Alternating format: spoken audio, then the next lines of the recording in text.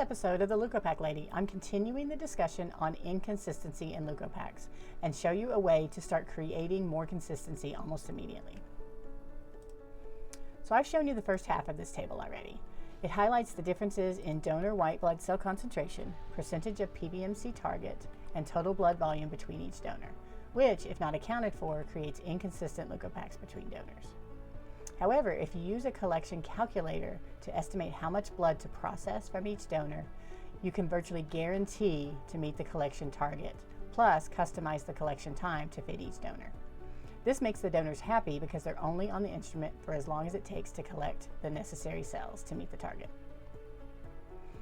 However, based on these numbers, your facility might not approve some of the donors for collection, like number 2, number 6, and number 10, because their high process volumes indicate higher risk for reactions to the anticoagulant during collection.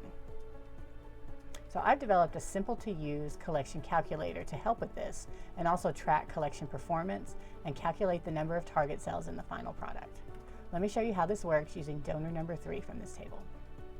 This is my own format for this calculator, although I'm certainly not the first to develop something like this. On this form, there are places to track some of the donor and collection information. Let's plug in the numbers for donor number 3.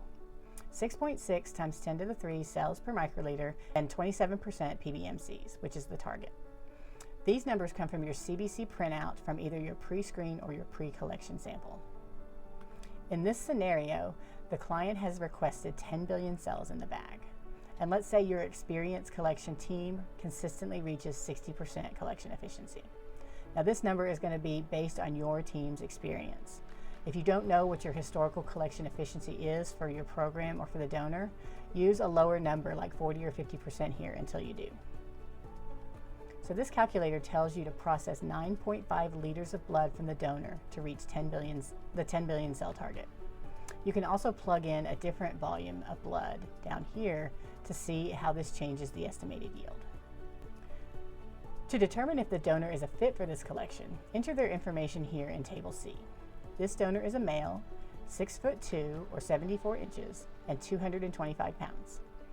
Let's say hypothetically your facility has set the total blood volume process limit to not exceed 2. This number is going to be set by the medical team and comes from the facility's medical policy. Entering this information can tell you whether or not the donor is likely to experience negative effects of the anticoagulant during collection. This indicates no issues to be expected. If I had used the numbers from donor number 10, you can see that the combination of a lower white blood cell count and a smaller donor, the process volume would exceed the set limit. Once the collection is complete, you enter the collection and product information in Table D. In this case, 9.5 liters of blood was processed. The product volume is 205 milliliters. From your CBC results of the product, you can see that the white blood cell concentration is 52.8 times 10 to the 3, and that there is 96.3% PBMCs in the bag.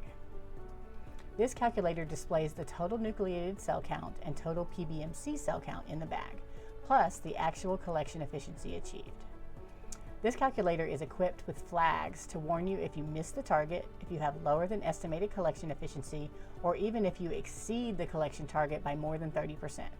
All of this helps with quality control, compliance efforts, and troubleshooting future collections. You can also use the calculator for any type of target cell, including CD34 positive stem cells. There's also color-coded instructions included for how to use the calculator. Using a calculator like this, I think, is the best way to create more consistent leukopak products for cell therapy developers, as well as boost donor stewardship and the likelihood of the donor returning for future collections. If you would like access to this calculator, contact me on LinkedIn or through cellsmatter.com.